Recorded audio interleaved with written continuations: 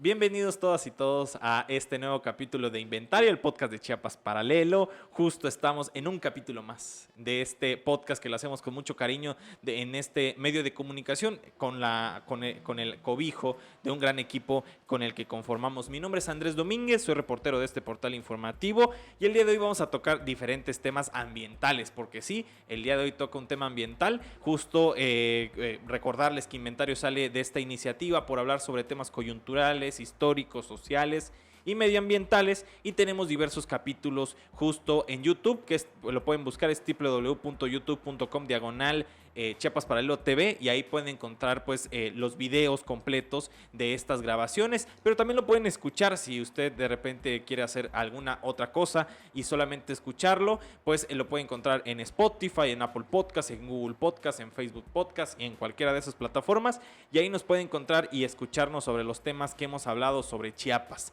Y sin más, la verdad es que el día de hoy estoy muy pues la verdad muy contento, porque es un amigo virtual, pero también siento mucho su cariño siempre que nos vemos. Es Daniel Pineda Vera, quien es egresado es estudiante, pero él es muy modesto, de la licenciatura en biología en la Unicach, y también es un observador de aves, pero sobre todo lo tiene muy a flor de piel, es un activista ambientalista, aunque no lo quiera reconocer, pero yo creo que va impulsando por ahí. Pero primero, Daniel, ¿cómo estás? ¿Cómo te trata este día? Bastante bien. Muchas gracias por la invitación. Es un gusto platicar el día de hoy contigo y compartir pues un poco de lo que me apasiona, pero que también me preocupa. Claro. ¿No? Y pues nada, o sea, vamos a platicar sobre temas medioambientales, como bien estamos platicando justo de esta política ambiental. Pero primero vamos a reconocer quién es Daniel. Bueno, a Daniel es un estudiante quien a mí me... justo en algunas reuniones que hemos tenido es cómo justo la juventud está empujando sobre ciertos temas y cómo nos vemos en la obligación pues de ser como muy incisivos en ciertos puntos de vista que hemos tenido, ¿no? Correcto. Yo recuerdo, aparte de ser un apasionado de las aves y quien ha defendido mucho ese punto, algo que la verdad, sin menospreciar a otras personas, yo creo que has impulsado muy bien, o no sé si porque tengo mucha cercanía contigo, pero muy pocos hablan de las aves en las ciudades y sobre todo de la importancia que tiene Tuxtla Gutiérrez, y tú lo has ilustrado muy bien en tus posts de Facebook, en diferentes artículos que has hecho, has colaborado con Chiapas Paralelo y eso me alegra definitivamente, porque cuando platicábamos al respecto, pues nada, siempre me quedaba muy maravillado y te lo externaba. Pero cuéntanos un poco de esta propuesta que tienes sobre los aves, sobre el tema de la observación, y que es algo que todavía sigues haciendo. Bueno, ¿por dónde empezar? Yo creo que cronológicamente, ¿no?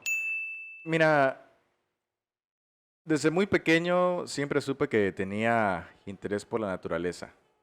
Tal vez fue como a los 4 años por ahí que tenía yo un poco ya más de certeza de que probablemente lo que quería estudiar se llama biología, ¿no? Y creo que tener ese tipo de cosas tan trascendentes, o esos aspectos tan trascendentes en nuestra vida, también ayuda mucho a tener claro hacia dónde vamos, ¿no? Entonces, siendo sincero, en un inicio a mí me gustaba mucho la vida marina, los cetáceos, ¿no? Ballenas, tiburones, etcétera.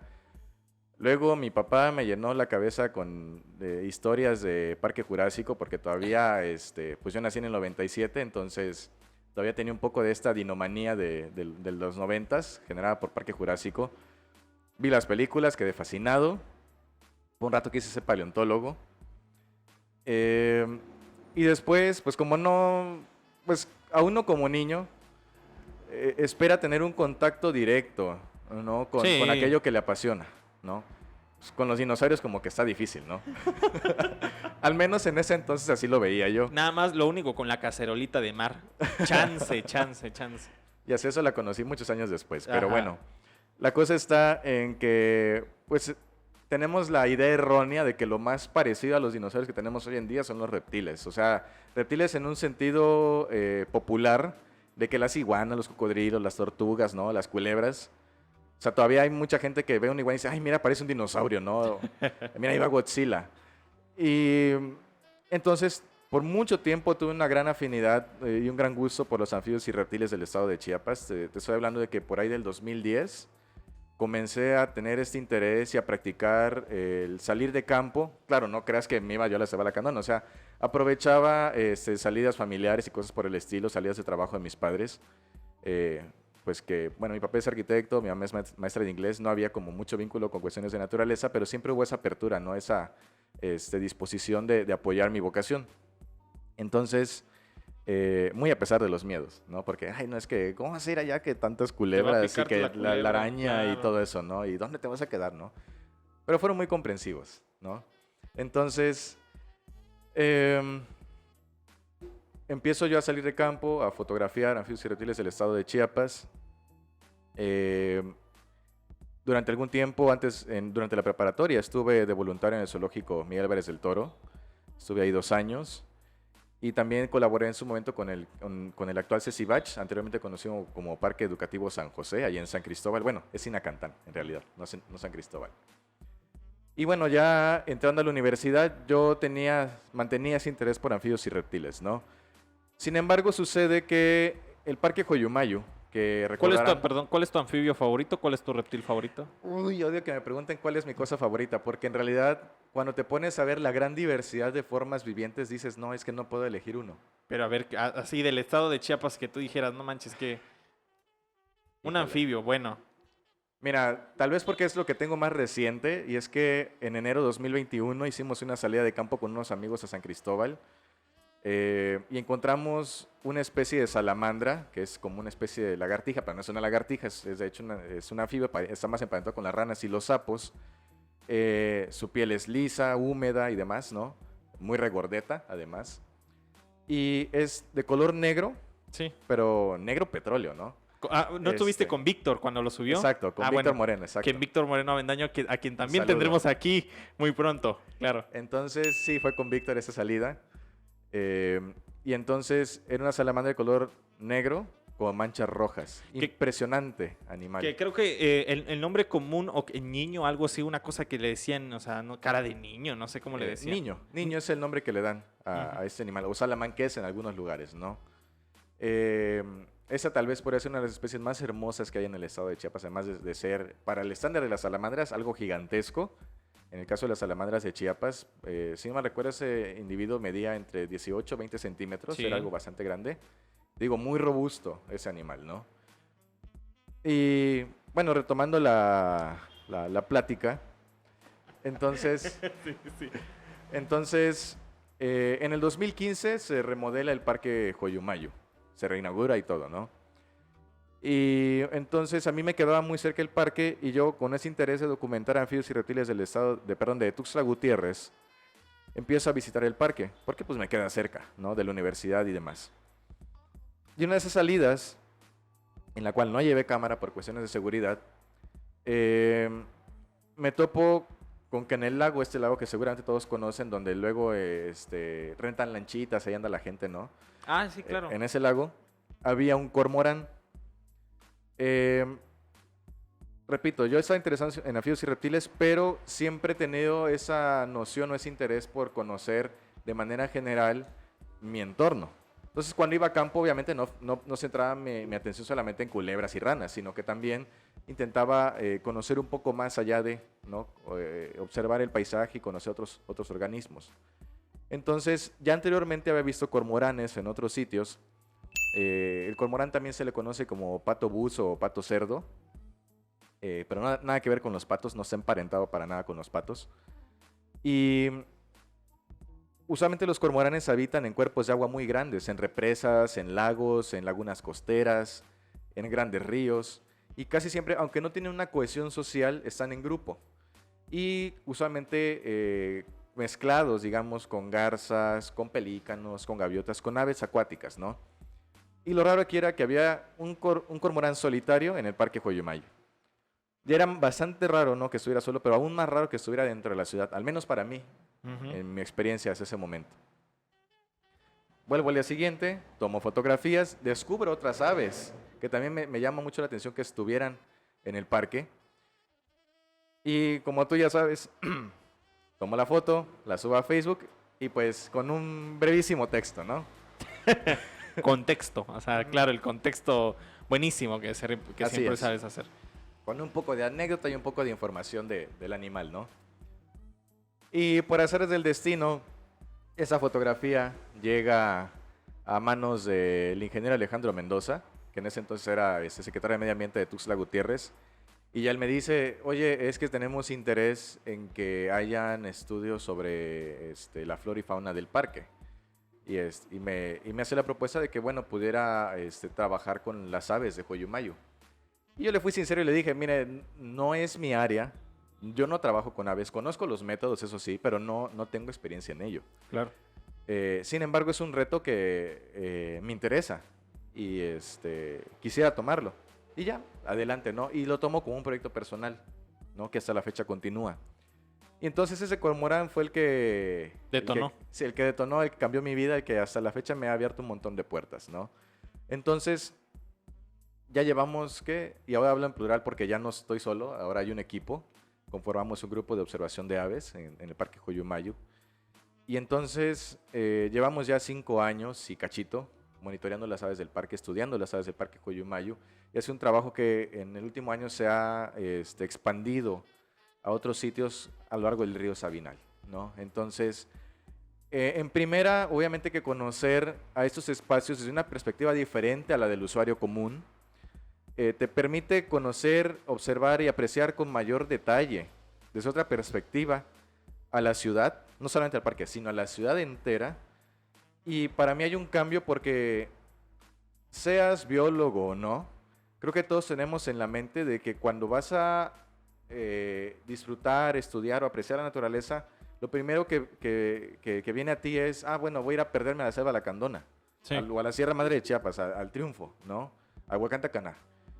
Cuando no, aquí en la ciudad hay muchísimo, pero de verdad muchísimo. Y entonces, ese también fue un cambio bastante notable en mi percepción respecto a la ciudad. Y entonces, estoy consciente de que la conservación no se puede hacer de manera aislada. No pueden hacerla solo los biólogos, solo los ingenieros ambientales, solo los que son afines a las ciencias naturales.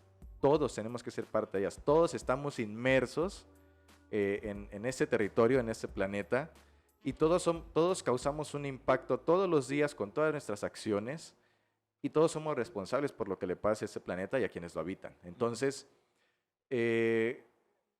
también disfruto bastante, como ahorita, el compartir lo que he ido aprendiendo. No digo que soy un experto, pero lo que vaya adquiriendo, me gusta compartirlo porque de algún modo, o sea, digo, wow, esto es tan fascinante que no me lo puedo guardar. Claro. ¿no? Entonces, Como chismecito ambiental. sí, Ándale. ¿no? Entonces, en el 2017, en ese entonces, junto con algunos amigos, habíamos fundado una serie que se llama Pájaro Cantil. Yo ya no participo en ella, pero sigue activa. Y entonces nos sumamos al programa de aves urbanas de la CONABIO, que es la Comisión Nacional para el Conocimiento y Uso de la Biodiversidad, y que adquirimos entonces el compromiso con mucho gusto de que a partir de diciembre del 2017, todos los meses sin falta, bueno, salvo cuando hubo cuarentena, ¿no? Sin falta, nosotros abriéramos un espacio para que la gente pudiera conocer a las aves del Parque Joyumayo, y que entonces esa información que nosotros estuviéramos generando no se quedara en nosotros, porque la información, la investigación, los datos que se producen, que se generan y no son compartidos, son inútiles, a nadie le sirven, Claro. ¿no? Si acaso satisfacen el ego de quien los genera, pero de ahí en fuera no hay más. Entonces, y con esa información podemos hacer muchas cosas. Entonces, también en ese momento y hasta la fecha sostenemos de que no podemos nosotros, o bueno, no generamos el mismo impacto. No sé, podríamos ir a dar pláticas a las escuelas, podríamos presentar diapositivas en un congreso, lo que tú quieras, pero no es lo mismo a vivirlo. Entonces, por eso decidimos que la mejor manera de compartir esa información era a través de los recorridos en el Parque Joyumayo de observación de aves, porque así la gente podría ver que de lo que les estamos platicando es cierto, que sí hay una gran cantidad de especies de aves en el parque y que por tanto tenemos la obligación como tuxtlecos de primero conocerla para poder cuidarla y aprovecharla de la mejor manera, ¿no? Entonces, pues hasta la fecha se siguen haciendo los recorridos, ya no solo en Joyomayo, ahora abarcamos, repito, otros espacios dentro de Tuxtla Gutiérrez. Incluso hemos colaborado en otros municipios del estado de Chiapas, en experiencias muy bonitas. Y lo padre es que las aves, como son animales en lo general muy carismáticos, muy atractivos, que puedes encontrar en cualquier lado, son una gran ventana de oportunidades para acercar a la gente y darles ese primer y emocionante contacto con la naturaleza. Porque a pesar de que las aves están ahí siempre, muchas veces no los vemos. O sea, te voy a decir, mucha gente se sorprende y dice, wow, cuando, o sea, yo lo veo en sus caras. Cuando ven por primera vez un colibrí en Joyomayo, dicen, wow, nunca había visto un colibrí.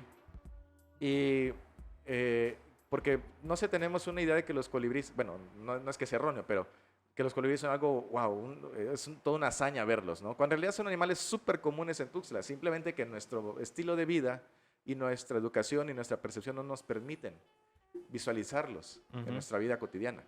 Claro, o sea, y obviamente se nota la pasión que tienes al momento de hablar sobre estos temas y que creo que los podescuchas que nos ven y que también nuevamente nos oyen, se nota, se transmite. Ahora, pregunta puntual. Okay. O sea, durante todo este tiempo, durante estos 5 años, conozco el término conteo, ¿no? O sea, ¿cuánto es en récord que han alcanzado de conteos y cómo ha reaccionado ahorita estos últimos meses? Digo, después de la pandemia.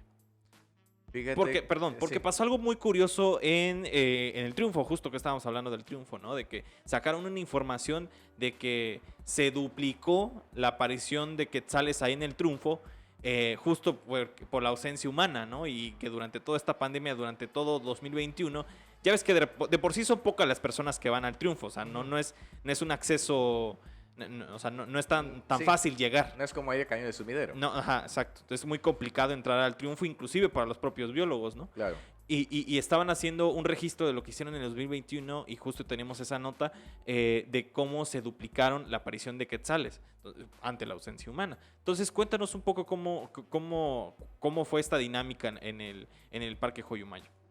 Ok. Te voy a decir que no percibimos ningún cambio. A pesar de que incluso durante los meses de cuarentena se solicitó permiso para hacer un par de visitas y mantener la continuidad de nuestros registros, ¿no? Aprovechando que efectivamente no había nadie en el parque, nadie más que personal de mantenimiento. ¿No? Entonces, no hubo cambios, incluso nuestros censos de aves o nuestros conteos nos dan la impresión de que había menos actividad de aves. Aunque aquí pasa algo muy curioso. Nosotros tenemos ya por experiencia el que cuando hay un día malo en cuestión al tiempo, es decir, que amanece nublado, no sé, lloviznando, con bastante aire, que amanece fresco, etc. O como dicen, cuando hay norte. Está feo el día, ¿no? O sea, sí, qué frase hay tan más tiempo, ¿no? Qué frase tan más tuxtleca, ¿no? Sí. Está feo el día. O mi abuela era muy de, se descompuso el día, ¿no? ¿No? Ok, pues esos son los mejores días para observar aves. Porque sucede que en esos días malos, al menos en las ciudades, las aves, pues obviamente se les dificulta el trasladarse, ¿no? El volar. Entonces prefieren resguardarse en los parches de vegetación que tenemos dentro de la ciudad y se concentran. Y entonces es más fácil ver aves en el Parque Joyomayo en esos días malos. Digamos, se concentran, aumenta la densidad en los parques. Porque pues en el resto de la ciudad no hay otros espacios donde se puedan refugiar de manera segura, ¿no? Entonces la hipótesis es, si no había tanta gente fuera y no había tanta perturbación, entonces era lógico que las aves no estuvieran en Joyomayo, sino que se dispersaran en la ciudad. Claro. Sí, ¿no? claro. Pero como no estuvimos monitoreando el resto de la ciudad, pues no tenemos datos. Y pues como a final de cuentas tratamos de tener cierto rigor científico, entonces no te puedo asegurar que hubo un cambio, no, es una hipótesis, Ujú. ¿no? Entonces, de acuerdo a Los conteos, respaldado con los conteos. Exacto, Claro que sí. ¿no? Y bueno, ya referente a los picos o máximos conteos que hemos tenido, hay algo bien interesante. Y es que tenemos una temporada alta, que es la temporada de invierno, entre comillas, y hago las comillas porque aquí en realidad, aunque digo, en la primaria y el kinder nos enseñaron las estaciones, aquí en el trópico no existen estaciones. O sea, sí existe una época seca y una húmeda, pero invierno como tal no hay, ¿no? O sea, aquí nunca hace frío, no cae nieve como en el norte, donde sí las estaciones están muy bien marcadas, ¿no? Entonces, durante la época de secas que abarca los meses de finales de octubre hasta, bueno, ya ahorita finales de mayo, principios de junio, este, coincide mucho con la época de migración invernal de aves que vienen del norte del continente, de Alaska, Estados Unidos y Canadá. Y que, bueno, allá como hay condiciones adversas, o sea, empieza a nevar y el que caiga nieve pues implica que los cuerpos de agua se congelen o sean menos accesibles, que los árboles pierdan el follaje y que por tanto no produzcan flores, no produzcan frutos, no produzcan semillas y así tampoco hay insectos y bueno, digamos que todo se desmorona, ¿no? Y no hay recursos ni condiciones adecuadas para las aves. Entonces muchas de ellas vienen a los trópicos, al sur, donde sí encuentran esas condiciones adecuadas, porque aquí en la región neotropical las condiciones son bastante más estables, ¿no? O sea, si nos vamos al Ecuador, propiamente ahí pues, todo el año está casi parejo, ¿no? Casi todo el año llueve, casi todo el año es calor, etcétera, ¿no? Y coincidentemente, si es que ampliamos un poco nuestro panorama, nos daremos cuenta que esos meses, los primeros meses del año, por ejemplo, coinciden mucho con, sí, con la visita de estas aves migratorias, pero también con la producción de flores y frutos de muchas especies de plantas de la región, ¿no? La primavera, el chico zapote, el cuchunuk, etcétera, que son plantas que les proveen recursos directa o indirectamente a estas aves, a este excedente de aves, ¿no? Entonces, es en esos meses cuando tenemos los picos altos. Bueno, picos altos fue un pleonasmo, pero tenemos esos conteos altos, ¿no? De aves. Entonces, por ejemplo, nuestros recorridos suelen durar 2 horas. Es nuestro estándar. Para hacer los recorridos tiene que haber algún parámetro estandarizado para que nosotros podamos comparar a la larga esos datos, Sí. ¿no? Entonces, el estándar son las 2 horas de recorrido. Y entonces, en uno de esos recorridos, durante el invierno, hemos tenido conteos máximos de hasta 46 especies de aves. Especies, no individuos, especies, tipos diferentes de aves, ¿no? Y desde ahí, ahorita en verano, digamos, es como la temporada baja y tenemos un promedio como de 30 especies por recorrido. Que aún así me parece algo considerable, tomando en cuenta que en el Parque Joyumayu hemos registrado un total de 126 especies de aves. Claro, pues impresionante todo. La verdad es que nos quedamos ahorita justo con algunas dudas, pero la vamos a resolver justo Ok. en el segundo bloque. Y pues nada, le decimos a las personas que nos escuchan y nos ven que continúen con Daniel Pineda Vera, quien nos está hablando justo de temas medioambientales.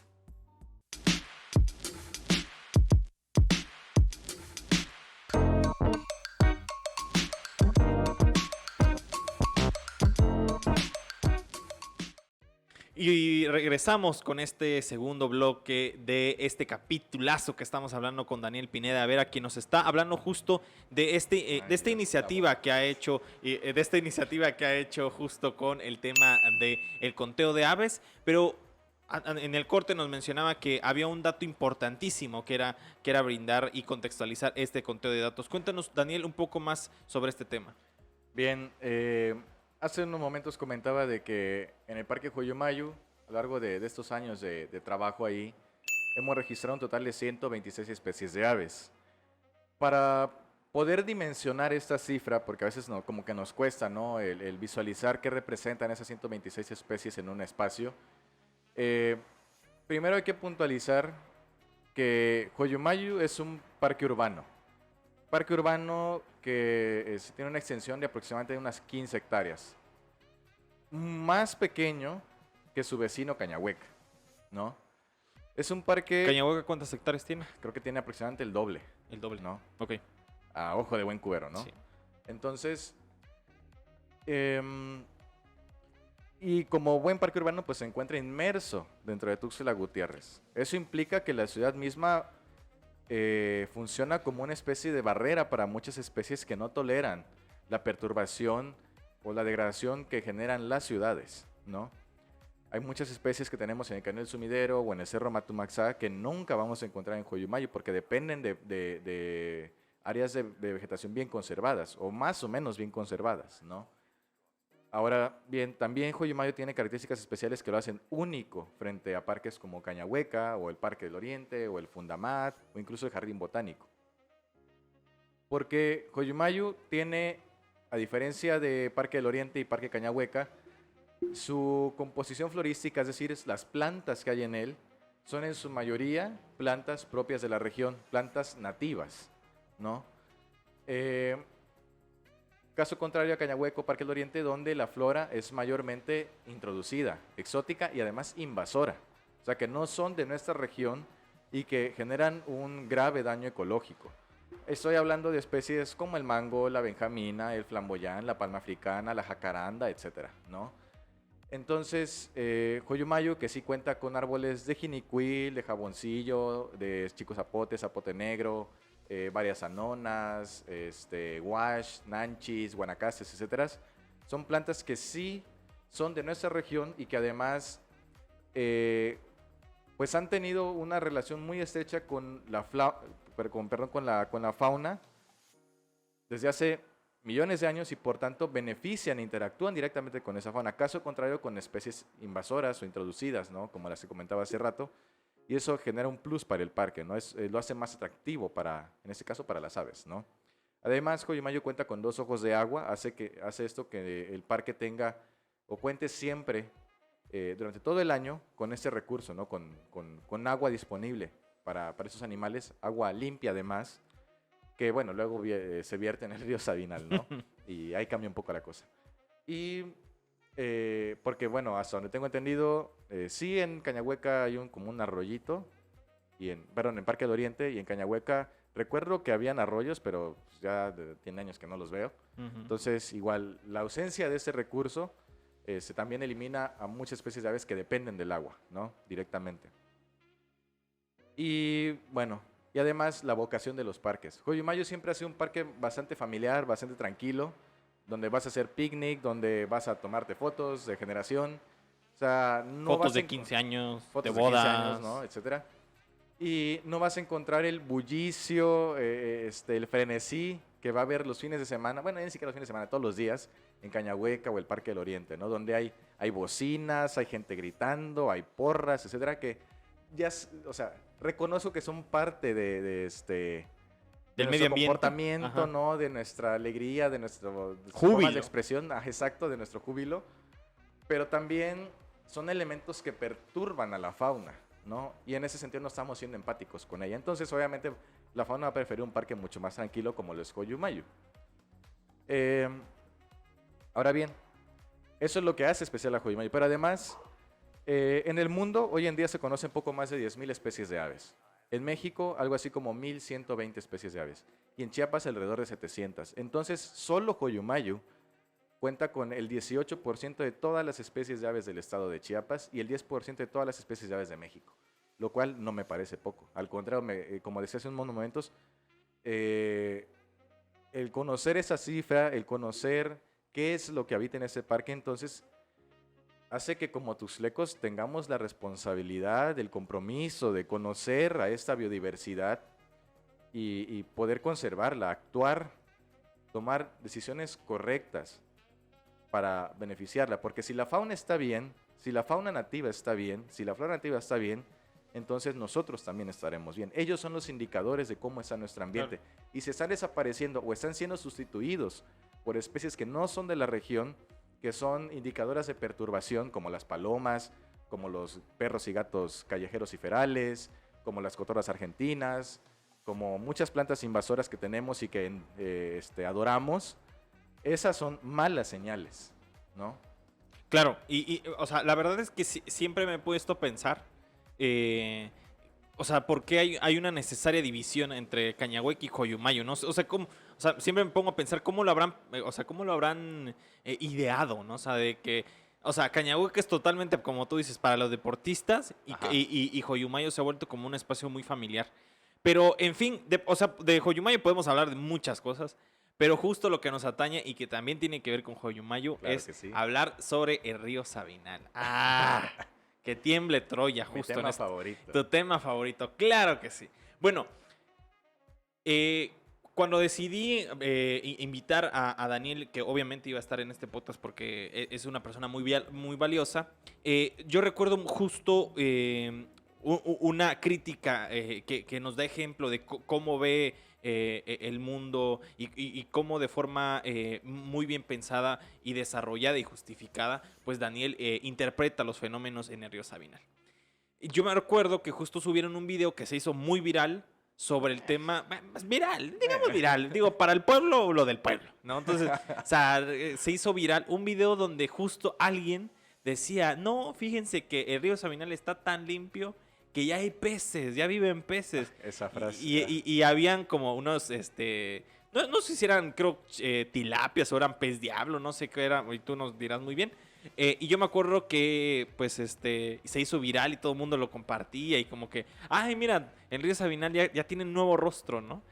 Como esta administración. Entonces, pero, oh rayos, ¿no? Nos decíamos, oh rayos. Y yo leí la excelsa crítica que nos hacía Daniel Pineda al punto que yo lo entrevisté y yo le dije, oye, ¿cómo ves este fenómeno? Y me decía, no, catastrófico. Cuéntanos un poco, a ver, de cómo analizaste este tipo de cuestiones, Daniel. Mira, acá hay algo bien curioso. Platicábamos en el corte de que estos temas que abordan la crisis social ambiental, que no van separadas, van juntas, siempre nos llevan como a ir abordando temas que pareciera, o sea, para quienes tal vez nos están escuchando, nos están viendo, van a decir, bueno, ¿por qué está hablando de eso sin nada que ver? Pero ya cuando empiezas a hilar y ver el panorama más completo, dices, ah, es por eso, ¿no? Desafortunadamente, espera, no me linchen por esto. Tú dale. Pero mira, sí. Tuxtla ha crecido de una manera muy descontrolada, de una manera nada inteligente, no ha sido diseñado y también ese crecimiento obviamente ha sido en respuesta a un aumento demográfico, un aumento en la población. Somos más, ya vamos para el 1,000,000, ¿no?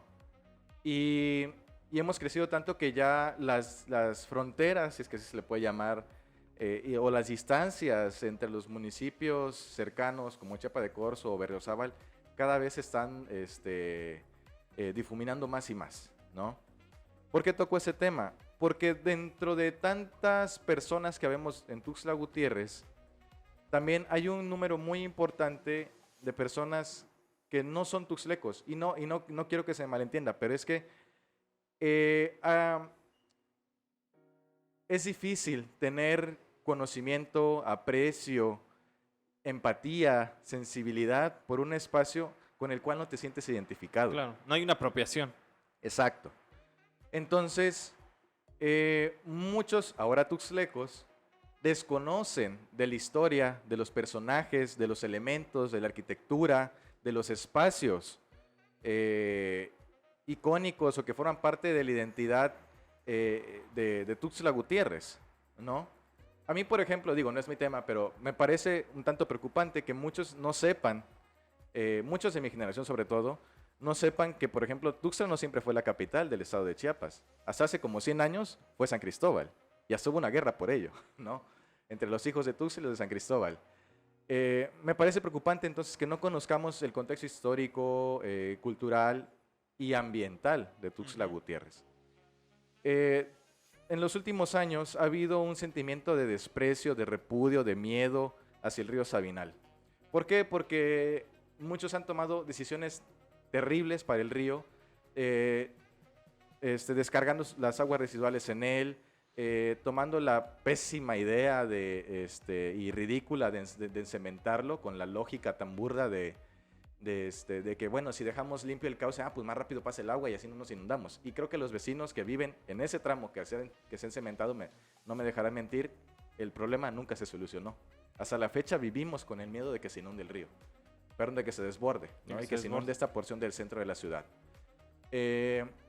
y que por el contrario nos trajo el gran costo de que perdimos y seguimos perdiendo al elemento identitario que le da el nombre al río Sabinal, los Los sabinos, sabinos. que vale la pena decirlo, mucha gente no, como que no conecta o no se ha puesto a pensar, a reflexionar de que, por ejemplo, creo que todos ubican al famosísimo Tule de Oaxaca, de Santa María del Tule, un árbol Bellísimo. famosísimo, bellísimo, que pues de hecho los sabinos que tenemos en Tuxtla Gutiérrez pertenecen a esa misma especie, también son tules y también son ahuehuetes, que es el nombre en náhuatl que se les da en el centro del país, ¿no? Entonces, el ahuehuete es el árbol nacional, entonces no es posible que estemos perdiendo el árbol nacional que le dé identidad a nuestro río Sabinal. No es posible, y no es posible que se siga permitiendo y que se siga solapando eso. Entonces, se le ha dado la espalda al río. Hace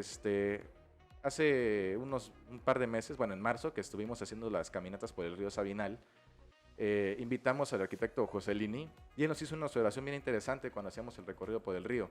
Y era que nos dijo, fíjense que muchos de los vecinos del río, nosotros como ciudadanos, le damos la espalda a la columna vertebral de la ciudad. Muchas casas que están cercanas al río no tienen sus puertas ni sus ventanas o sus balcones hacia el río.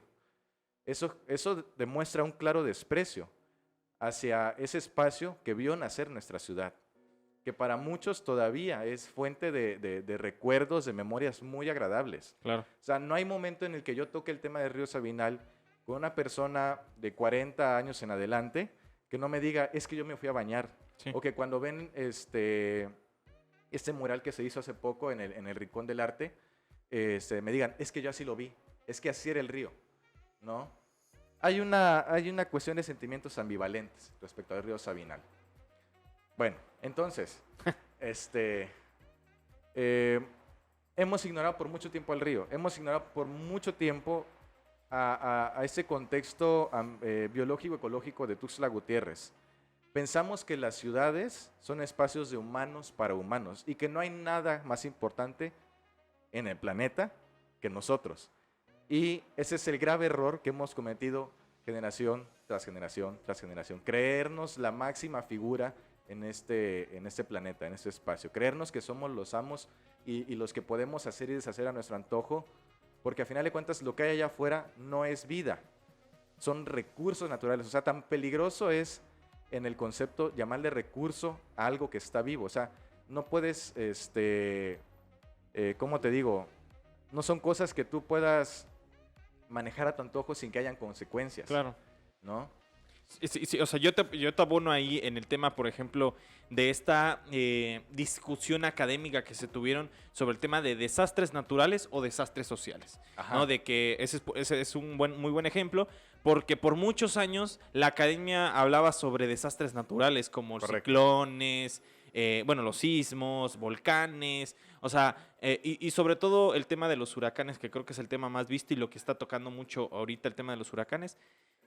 Y luego la academia se autocriticó y de Claro. repente dijo, ¿son desastres naturales o son desastres sociales? Y de repente dijo, nosotros nos vemos inmiscuidos en estos desastres. Y al final de cuentas, y llegó mucho una corriente donde decía, al final de cuentas nosotros también provocamos esa intensidad de esto. Claro. Entonces, esta discusión, ¿no? Que justo por ahí apunta, ¿no? Incluso en la evaluación de estos desastres sociales, porque cuando vemos una noticia de un huracán, de inundación, de una erupción volcánica, siempre vemos, es que hubo tal número de heridos, hay tantos desaparecidos, hay tantos fallecimientos. ¿Y cuántos árboles se perdieron? ¿Cuántas hectáreas de bosque o de selva se han perdido? ¿Cuántos animales han fallecido? No tenemos datos, usualmente no se toman en cuenta, ¿no? Y eso delata también lo que mencionaba hace rato, de que nos creemos el centro del universo. El centro del universo, ¿no? Hay una visión antropocentrista, Exacto. ¿no? Que es la que nos ha llevado al caos que tenemos actualmente. Uh-huh. Entonces, a lo que voy, el punto es, respecto a esta situación de esa frase que ya escuché un montón de veces, tanto de ciudadanos como de funcionarios de, ya está ahí mojarras. Mira, a mí no muy me gusta el alcohol, bueno, pero si yo tomara un shot por cada ocasión que he escuchado esa frase, ya tendría cirrosis. Claro que sí. El problema está en que, siempre han habido peces, nunca ha dejado de haber. El problema es qué peces hay. Y el problema entonces está en que los que estamos viendo, esas mojarras que estamos señalando, son mojarras tilapias. Pertenecen a un género llamado Orochromis, que proviene de África. Es un pez introducido, es una especie exótica invasora que la Unión Internacional para la Conservación de la Naturaleza la tiene enlistada entre las 100 especies exóticas invasoras más peligrosas del mundo. Junto con los gatos, junto con las catoras argentinas, junto con los perros y un montón de especies más. El pez diablo, el lirio o jacinto acuático y un montón de cosas más que tenemos aquí. Ajá. Y que nosotros estamos incentivando y solapando su presencia y agravando la problemática ambiental, ¿no? Y también social en algunos casos, ¿no? Porque toca también temas de salud pública. Entonces, el problema es ese, que no son peces nativos los que estamos viendo ahora. El problema es que estamos viendo especies invasoras que además, las especies invasoras se caracterizan porque tienen, entre otras cosas, una gran adaptabilidad. Pueden vivir en condiciones muy adversas que desde luego la fauna o la flora nativa no puede resistir, ¿no? Pueden también tener una gran capacidad o éxito reproductivo. Son muy prolíficos. En poco tiempo se reproducen en grandes cantidades, como las ratas, como los conejos, etcétera, ¿no? Y entonces eso hace que, bueno, te diré que a finales del siglo pasado, con la excusa de impulsar la industria pesquera y la acuacultura en el estado de Chiapas, en muchas partes de México, solamente los gobiernos introdujeron, abrieron proyectos para la cría o la siembra, como ellos lo llaman, de las tilapia, granjas. Ajá. las granjas de tilapia. Siguen dando tilapias hasta hoy en día, como despensa, como ¿no? si fueran flores, sí, claro, Exacto. como si regalaran tortilla. Exacto, ¿no? Forman parte de programas sociales en muchos casos.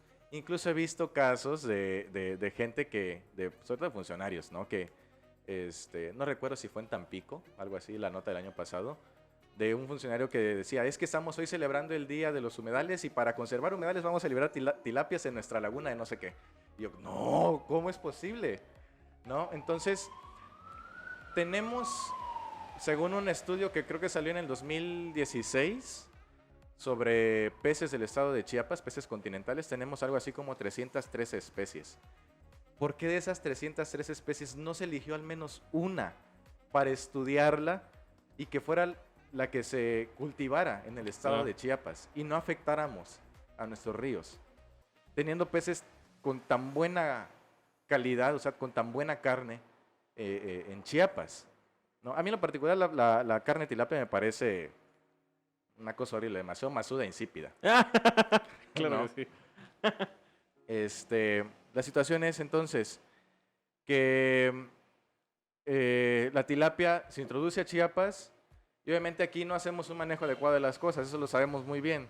Entonces, la gente las libera en los ríos, en los lagos, o llueve y se rebalsan las granjas, se liberan los alevines, etc. Y así poco a poco la invasión ha ido progresando. Y entonces, obviamente, el río Sabinal no está exento de esa invasión. Y entonces, la tilapia es un pez que soporta condiciones ambientales muy precarias, ¿no? Condiciones de agua terribles. O sea, entonces el que la tilapia esté en el río Sabinal no es un indicativo de que el Sabinal se esté recuperando. Para nada. Claro. Lo sería si estuviéramos viendo a nuestros peces nativos, pero estamos viendo tilapias. Y eso es uno más de los problemas que tiene el río Sabinal y que, hasta donde yo he visto, no se contempla alguna estrategia para solucionar ese problema. Excelente. La verdad es que estamos muy, o sea, justo con lo que tú lo decías, o sea, de repente la gente puede leer en el título Río Sabinal, Ok. ¿no? Que seguramente lo va a leer. Pero ¿y por qué da una entrada de 30 minutos sobre, por ejemplo, las aves? Aparte de que nos gustan, es contextualizar, Claro. ¿no? Como en una zona que también pasa en Río Sabinal, o sea, se ve esta diversidad, pero si te acercas justo, pues donde está toda la barda de cemento, que es esta zona, rumbo al 5 de mayo, donde está un puente, es que soy muy mal ubicándome. No solo ahí, empieza desde la 12 Poniente. Desde la 12 Poniente. Sí.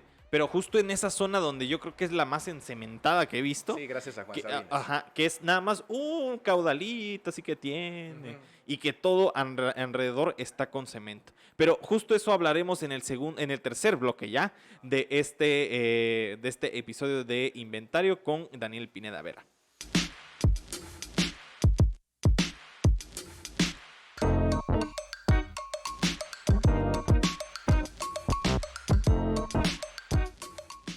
Y regresamos en este tercer y último bloque hablando con Daniel Pineda Vera, quien es pues estudiante de la licenciatura en biología por la UNICACH, también es un observador de aves y un tuxtleco muy crítico con el tema ambiental, que justo ya seguramente lo están escuchando. Nos reímos porque, a ver, o sea, nos reímos porque al final de cuentas no nos queda de otra. O sea, y la tenemos, bueno, sobre todo él, ¿no? Que la tiene reclara con este tema y inclusive, digo, con todo su profesionalismo que tiene, seguramente él se ríe de decir, no mames, o sea, ¿cómo pueden hacer estas mamadas? O sea, yo quiero pensar que así lo haces y por eso yo también me río contigo. A ver, cuéntanos, ya estábamos hablando sobre el tema de las famosísimas tilapias. Cuéntanos un poco más sobre el tema de este tema. O sea, hay mucho de qué hablar sobre Río Sabinal. Ay, sí, Pero este tema del famosísimo plan maestro, cuéntanos un poco, Daniel, cuéntanos.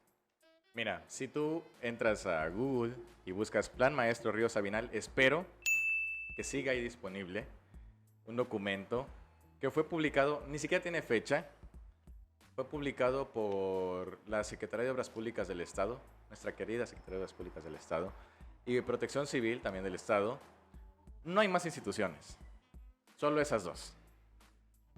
Y esas dos se atrevieron a lanzar, Tuvieron la osadía. sí, el cinismo y la audacia de publicar un plan maestro de rescate o recuperación, no recuerdo bien, del río Sabinal. Y claro, ya en los últimos meses, como muchos sabrán, pues obviamente se ha anunciado como muy platillo este proyecto, ¿no? Que es un proyecto en conjunto del gobierno del estado y el ayuntamiento de Tuxtla Gutiérrez, ¿no? Y quiero aclarar, Dicho sea de paso. aquí tienen que ir unos, ¿cómo se dice en español? Estos problemas de los anglicismos, un disclaimer, Ok. ¿no? Que los señalamientos que se hacen no son meramente ataques o quejas como muchas veces los funcionarios gustan de tomar, Sí. ¿no? En muchas situaciones y en lo personal me gusta también que vayan con propuestas, que haya la apertura al diálogo, que haya la oportunidad de intercambiar conocimiento, experiencia, ideas, ¿no? Y que también vale la pena decirlo, porque ya en ocasiones anteriores he visto los comentarios, si algo yo aborrezco es el fanatismo. Y yo aborrezco totalmente el que ese tipo de señalamientos, muchas personas fanáticas las perciban como un ataque al gobierno actual, como un supuesto desprestigio a la cuarta transformación, al Eso. proyecto de AMLO y lo que ustedes quieran. Que al proyecto de No, de que nación. no, es que estos chayoteros, si yo fuera chayotero ya lo andaría vendiendo, con mucho gusto, pero no. Por el contrario, aborrezco totalmente el cómo se ha manejado esta política mexicana, que es un chiste. Aborrezco totalmente el partidismo, la polarización y demás. Y sobre todo cuando no hay un argumento, cuando no hay una razón de, ¿no? Cuando se creen que todo es personal, ¿no? Que solamente es como por gusto de estar ahí, picando. Claro. ¿No? Y no es así. Al contrario, mi único interés es que las cosas se hagan bien. Sí, en tu tema, claro, en tu tema que tú Desde sabes. luego. Exacto, desde Exacto. luego. Entonces, así como obviamente voy a señalar los desaciertos, también si hay aciertos, con gusto los voy a aplaudir. Y también, si hay la apertura, como la ha habido, porque sí, desde luego que tengo colegas y amigos a quienes estimo mucho en el ayuntamiento, yo estoy en toda la disposición de colaborar, ¿no? Yo, o sea, como lo he dicho desde el inicio, mi intención es que todo el conocimiento, experiencia adquirida no se quede en mí, porque a mí, sea, a mí solito de qué me sirve. A mí lo que me interesa es que haya, y no quiero sonar como político, pero que sí tengamos una mejor ciudad, Sí. ¿no? Aunque debo decir, no tengo ninguna aspiración política, ¿eh? No vaya a ser que alguien ahí. Sí. Entonces, pero sí, insisto, me interesa mucho que se hagan bien las cosas, ¿no? Y que haciendo bien las cosas se pueda tener una ciudad plural, empática y sensible, y además conocedora de nuestra biodiversidad. Porque si una imagen hemos vendido de Chiapas es que Chiapas es un destino turístico en el cual vas a poder disfrutar la naturaleza. Y desafortunada e irónicamente, lo que menos conocemos es nuestra naturaleza. De los jaguares y quetzales no salimos, ¿no? Y el resto de la flora y la fauna, ¿qué? ¿No? Y desafortunadamente no podemos cuidar, no podemos conservar, no podemos aprovechar, no podemos manejar de la mejor manera posible algo que no conocemos, Claro. ¿no? Entonces, ¿cómo pretendemos, y esto ya va a la cuestión del río, cómo pretendemos intervenir un espacio el cual tal vez ni siquiera nunca en la vida hemos caminado y tampoco desde una perspectiva plural? Porque, ahora sí, volviendo al tema del plan maestro, se habla, y eso sí lo celebro, de retirar las descargas de aguas residuales del río Sabinal. Eso es algo que sí o sí se tiene que hacer y que tengo entendido se está haciendo. En eso, felicidades. Y también, porque lo he notado en los 5 años de estar monitoreando las aves en el parque, la planta de tratamiento de aguas residuales de Tuxtlán funciona y funciona muy bien. Y cuando está funcionando, nosotros lo notamos en la gran cantidad de aves acuáticas que llegan al río Sabinal, ¿no? Entonces, esto me lleva al punto que decía hace rato. La biodiversidad, nuestra flora y nuestra fauna nos va a indicar cuando nuestro ambiente está bien, ¿no? Entonces, cuando la planta Tuxtlan está trabajando adecuadamente, se refleja en las aves, porque es lo que más evidenciamos nosotros, ¿no? Lo que notamos. Ahora bien, también se habla de la cuestión de reducción de riesgos para que el río ya no siga siendo una amenaza de inundación en la temporada de lluvias. Ahí, bueno, te diré, yo no soy hidrólogo, yo no soy ingeniero, pero si ha habido una constante, la que comentaba yo anteriormente, en cementar el río y limpiar sus cauces, hasta ahorita no nos ha dado los mejores resultados. Sí, perdón que te interrumpa. Y sí es una realidad porque existe este fenómeno del niño y la niña. Pues, o sea, no hay, o sea, estamos ya en plena, ¿qué te gusta? En plena etapa de lluvias, o sea, y de las veces, 2, 3 veces que ha llovido, o sea, bueno, el anterior año como que más o menos. Pero de ahí 5 años antes, yo me acuerdo que tenía, bueno, cuando cubría el tema de protección civil, nos explicaba mucho el fenómeno del niño y de la niña, de que, bueno, uno provocaba mayor, un aumento de calor justo en el mar, y eso hacía que al final de cuentas no lloviera tanto. Ajá. Y justo eso es lo que estaba pasando, entonces no llovía mucho porque estaba presente este fenómeno.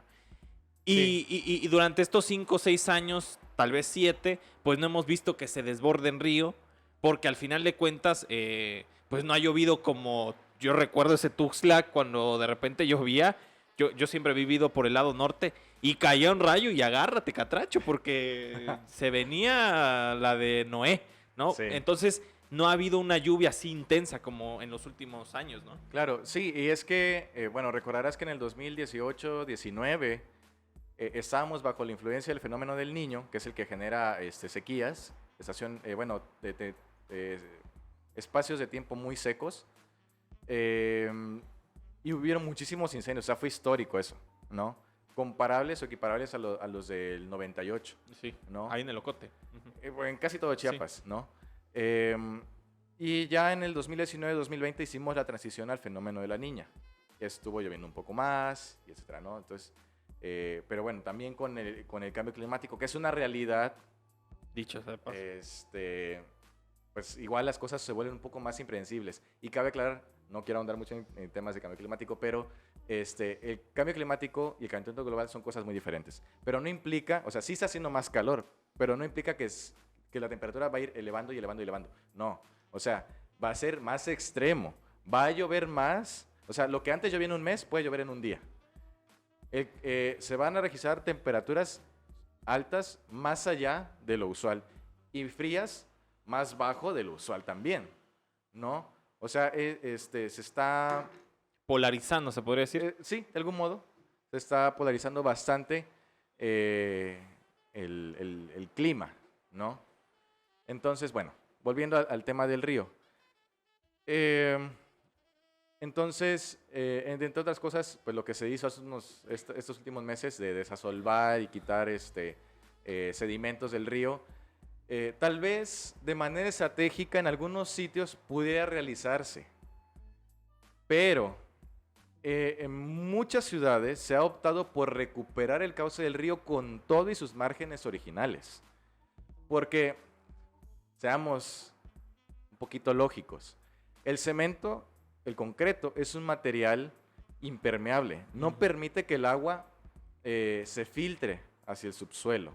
¿Cómo esperan entonces que ese excedente de agua que tenemos en la ciudad, porque además el problema lo quieren ver y solucionar directamente en el río, cuando el problema no es meramente en el río, el problema es cuenca arriba, hacia el norte y hacia el sur, porque como decía hace rato, la ciudad creció de una manera tan descontrolada, tan poco inteligente, que nos endiosamos con el concreto, llenamos todo de concreto y eliminamos toda aquella superficie con cobertura vegetal que hubiera podido servir como esponja para que entonces cuando llueva allá arriba, o bueno, en toda la ciudad, pero caiga el agua de allá arriba, entonces hayan áreas verdes que puedan captar todo ese excedente de agua y entonces no vaya todo de golpe, Ajá. no vaya todo de golpe hacia el río Sabinal, ¿no? Y crezca el cauce y se inunde, ¿no?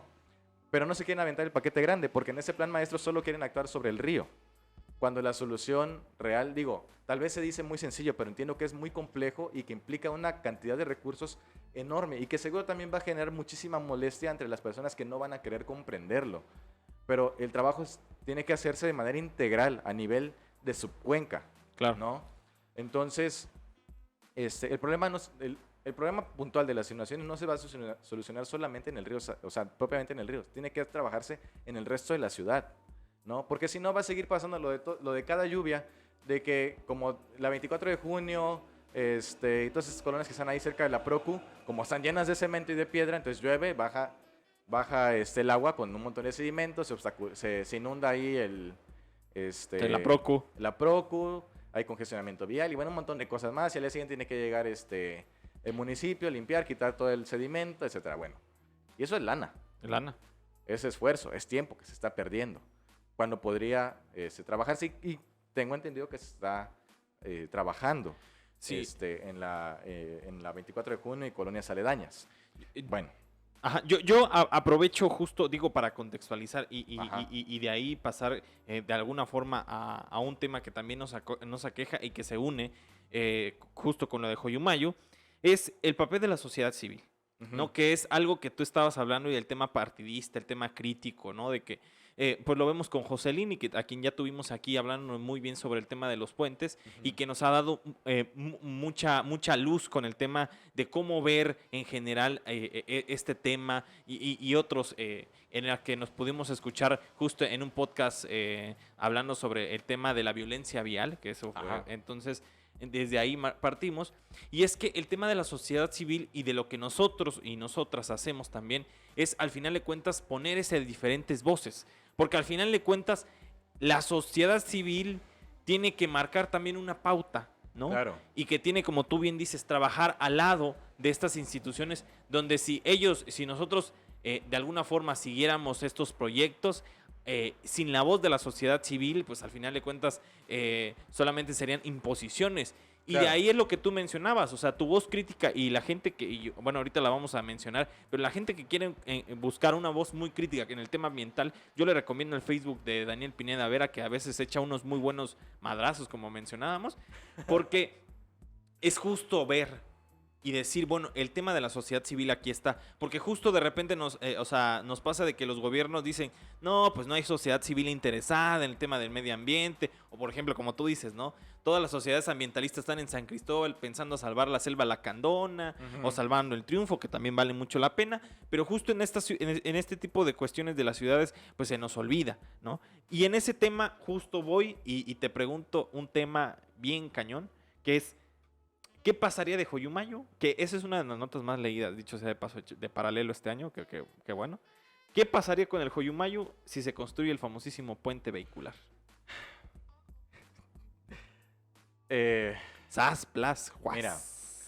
Lógicamente, Digo, ya con todo el contexto que hemos hablado. sí, lógicamente un puente vehicular no cabe en esa calzada que va del reloj floral a la fuente Matumaxa. No cabe. Y evidentemente, no creo que el ayuntamiento se quiera, bueno, y Secretario de Obras Públicas del Estado se quiera aventar encima a los locatarios y vecinos que están en esa vialidad. Lo más fácil, porque ellos son los dueños, es mocharle un tanto a Joyumayo y Cañahuec, ¿no? ¿Qué implica esto? Que obviamente estamos reduciendo la capacidad de esos espacios para sostener a la biodiversidad y por tanto debemos visualizar que los animales, las plantas no son elementos inertes que están ahí nada más, son seres que todos los días, todo el tiempo están interactuando con su entorno. Cumplen una Entorno función. en el cual estamos nosotros. Entonces, si estos desaparecen, si se ven vulnerados, a la larga, aunque no lo veamos bien, aunque no lo veamos de manera directa, a la larga eso nos va a terminar afectando a nosotros también. Y creo que ha sido, o sea, ya este año y el pasado se han aventado una de ecocidios con los puentes vehiculares. O sea, son miles de árboles que se han tirado. Y ya les dieron en la madre. Y mira, te voy a decir, hace tal vez un mes más o menos, estaba con un muy buen amigo, Guillermo. Él está más enfocado a plantas, justamente. Y Aquí también nos ha dado entrevistas, dicho sea de sí, paso. así es. Ajá. Y dijimos, bueno, estamos justamente colaborando con esa iniciativa de Menos Puentes Más Ciudad, desde la parte ambiental. Entonces dijimos un día, bueno, vamos a ir y necesitamos datos, ¿no? Para conocer la magnitud del daño que causaría este puente vehicular, ¿no? Entonces fuimos a Joyumayo y dijimos, ok, no conocemos los planos, no sabemos qué dimensiones va a tener, pero bueno, no siendo, bueno, digamos, tanteándole, dijimos, bueno, vamos a tomar en cuenta 15 metros de la barda del parque para adentro. Y contamos todos los árboles que hay solo en Joyumayo, no contamos Cañahueca, que es el que tiene la mayor superficie colindante con la vialidad, ¿no? Joyumayo solo es una partecita. Sí. ¿No? Es esa como L, ¿no? Esa Ajá. curvita. Ok. Solo en ese espacio habían 261 árboles, el equivalente a los que tiraron para el puente vehicular de la Coca-Cola, ¿no?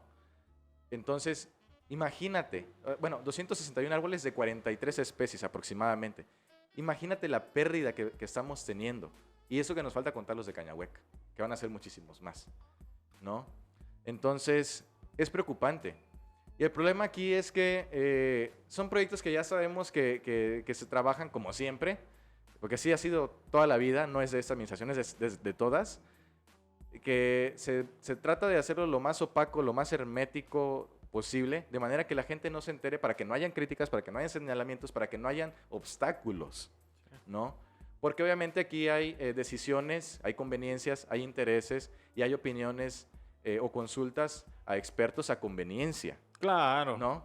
Entonces, pues obviamente vas con tu amigo y le dices, oye, ¿está bien? No, pues sí, está bien, ¿no? Sí, claro, si le pagas 25,000, no, 30,000 pesos para que te haga un estudio ambiental y que les digas, no, pues la verdad es que no es muy bueno, pero pues tienes 30,000 pesos, digo, un ejemplo. O sea, para mí todo es bello, ¿no? O sea, Claro. yo adecuo, busco el cuadrado para que todo embone, ¿no? Sí, no, y entonces, y ahora, aún más, en una administración que desde el nivel federal se ha autodominado y autoproclamado democrática, y que en una democracia entonces debe haber un ejercicio de genuina participación ciudadana, no estamos viendo esa participación más que de manera simulada y muy burda. Y entonces, creo que sería un muy buen ejercicio que este tipo de proyectos, antes de ejecutarse, porque luego lo manejan muy, como ya bien saben, con obras públicas, muy de que les tenemos una sorpresa. No, ya cuando ya están poniendo la primera piedra, cuando ya pasan los topógrafos y ya van a empezar, ¿no? Y no lo hacen, no hacen esos procesos de consulta que, claro, es una consulta en la cual tal vez se deba priorizar la opinión experta, Claro. ¿no? Porque claro, hay que también participar con conocimiento de, ¿no? Porque bueno, en redes sociales es fácil decir lo que sea, ¿no? Y, Sí. pues, ¿no? Entonces,